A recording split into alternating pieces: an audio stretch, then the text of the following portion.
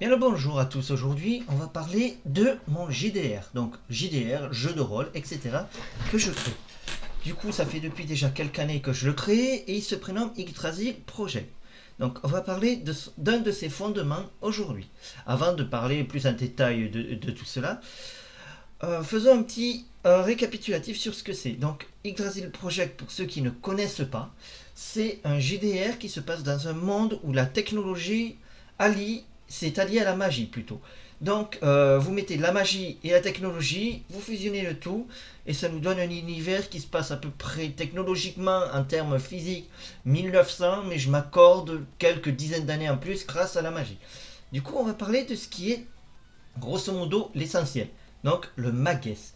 Donc le Mages, qui est généralement traduit pour ceux qui n'y connaissent rien en magie, qui n'y connaissent rien dans mon JDR, je parle.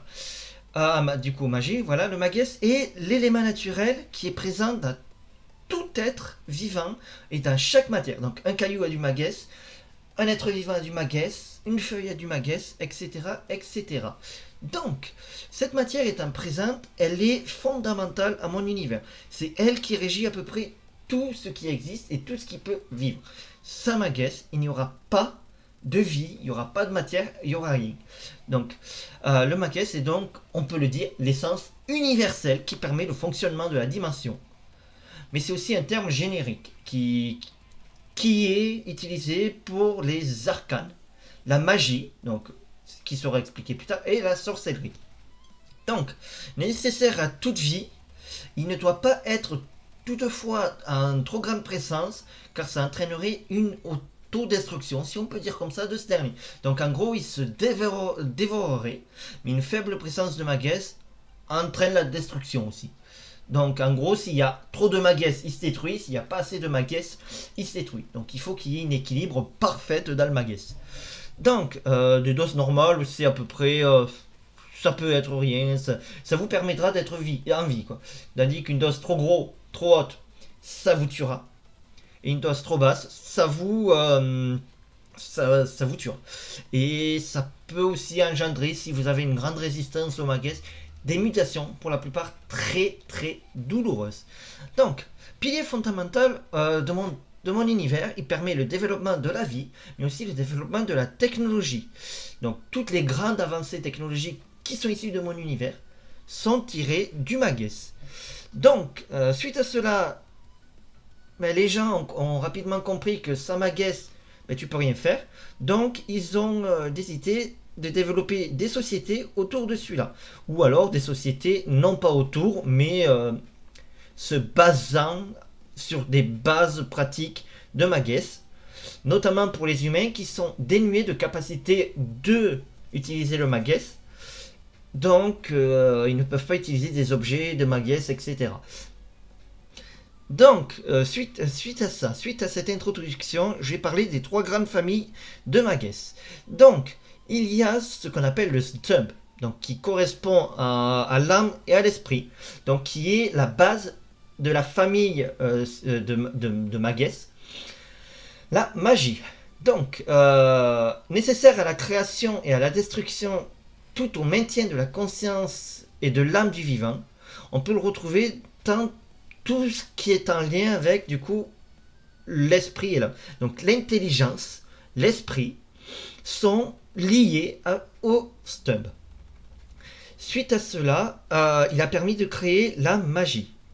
Donc la magie qui sert uniquement à se défendre ou à permettre de soigner des blessures plus ou moins de grandes et dans certaines limites même à faire revenir les êtres morts à la vie, mais on verra cela après.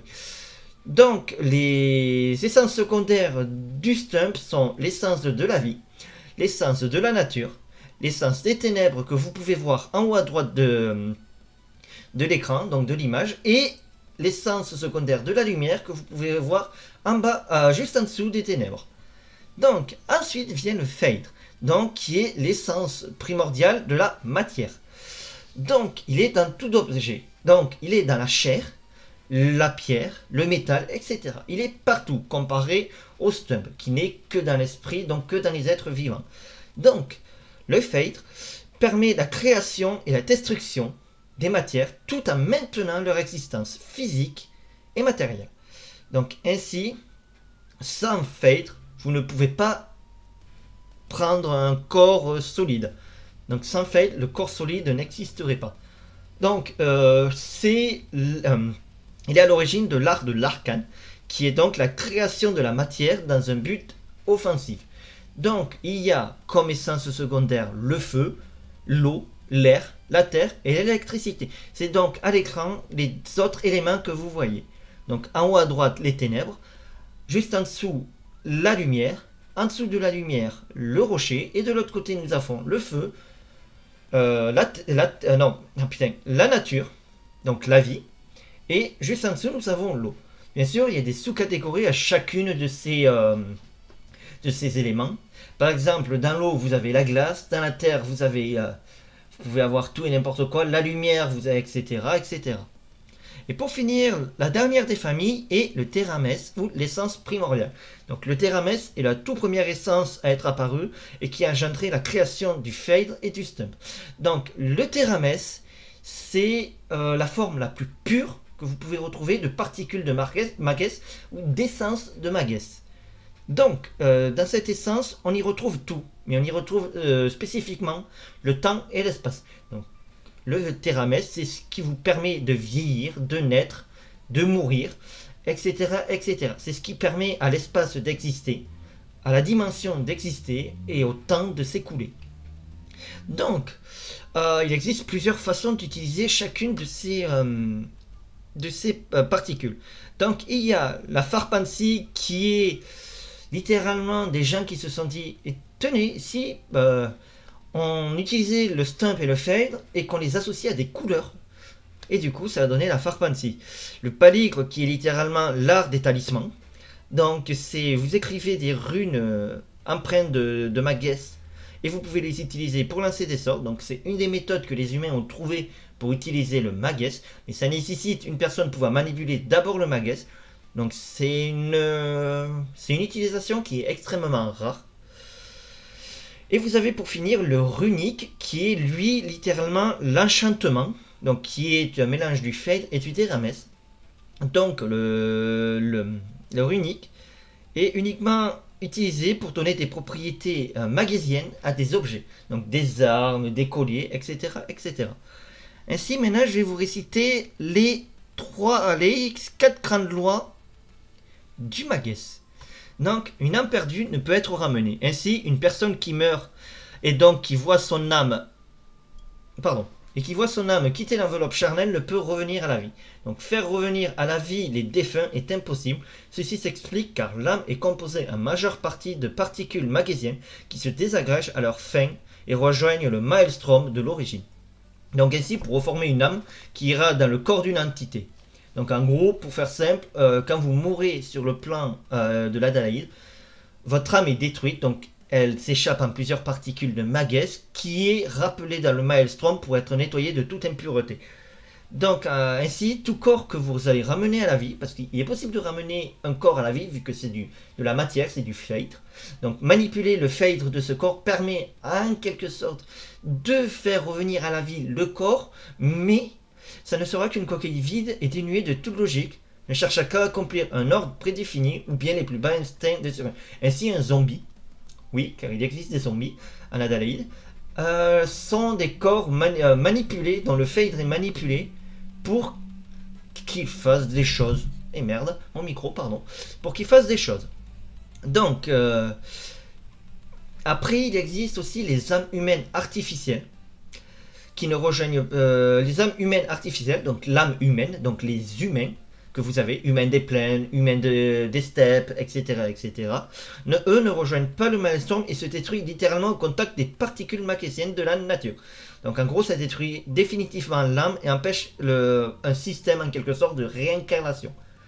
Parce que il se peut que le magès, si la personne a une très forte capacité à sentir le magès et tout, son magès, même s'il est nettoyé par le maelstrom, reste imprégné par les impuretés de sa vie. Donc en gros, c'est une très faible chance. C'est 0,1% qu'une personne se réincarne avec ses souvenirs dus au magès. Donc ainsi, l'âme, par contre, l'âme humaine, vu qu'ils n'ont aucune manipulation du Magus, est définitivement détruit. Ensuite, la deuxième règle, c'est tout concept physique, quantique et psychique qui n'existe pas ou transgresse un des concepts primordiaux ne peut être créé ou utilisé dans le cadre des capacités surnaturelles. Donc, pour faire simple, si ça n'existe pas, vous ne pouvez pas le faire. Et si ça transgresse une loi, par exemple, ramener quelqu'un entièrement à la vie, donc son âme et son corps, vous ne pouvez pas le faire. Donc en gros, toute entité qui ne dispose pas de moyens de voler de base, comme des ailes, ne pourra voler dans les airs ou défier la gravité. Donc ainsi, voler grâce au Magus, c'est impossible. Après, il existe la technologie, mais ça c'est encore un truc différent.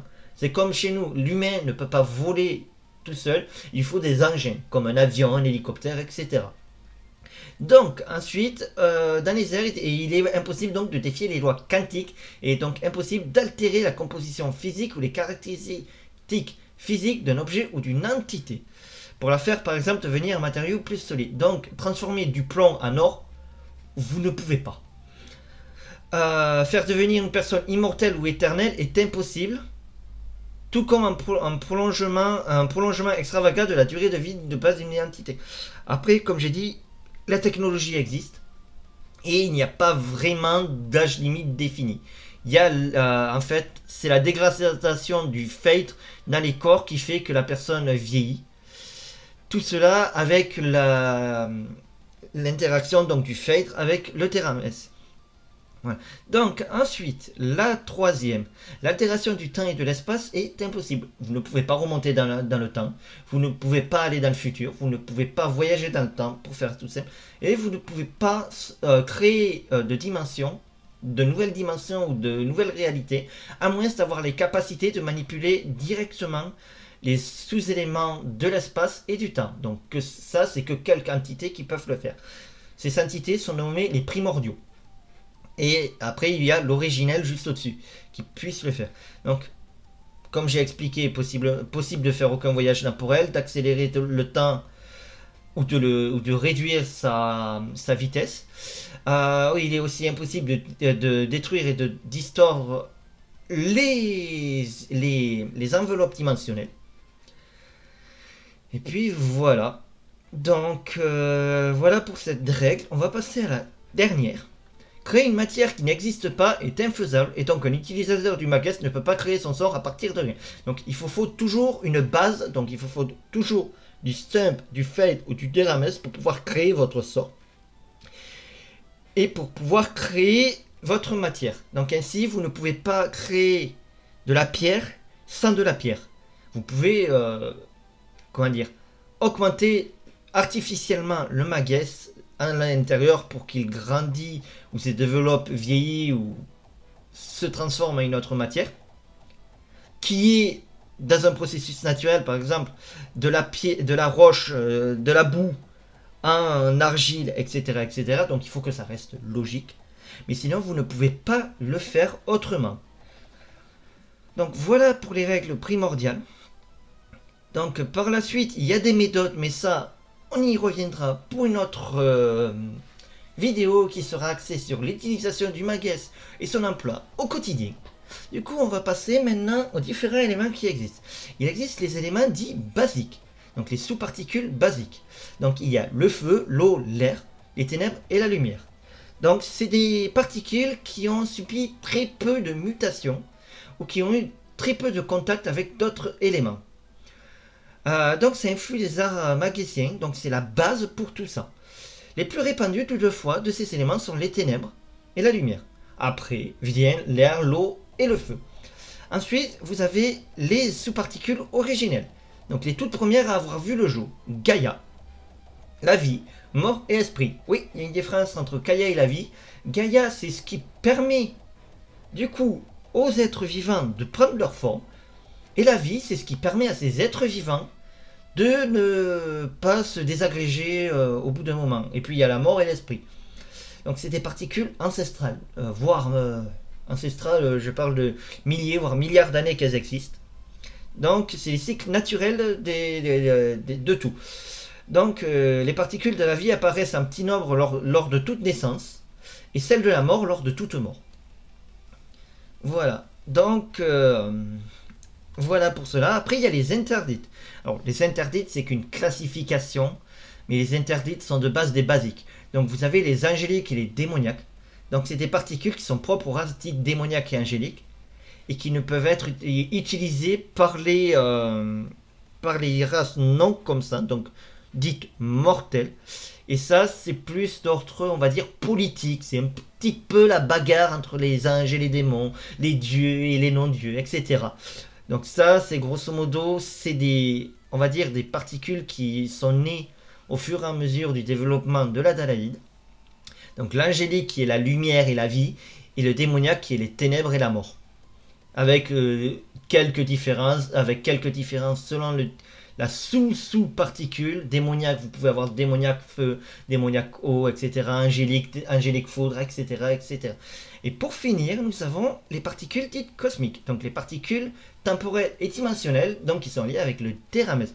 Donc c'est des particules qui là ne peuvent être utilisées que par les primordiaux et certaines entités très puissantes. Donc il existe au total 3 primordiaux, pour vous dire. Il y a l'être primordial, l'abysse primordial et le léviathan primordial. Donc ces éléments sont d'une puissance destructrice.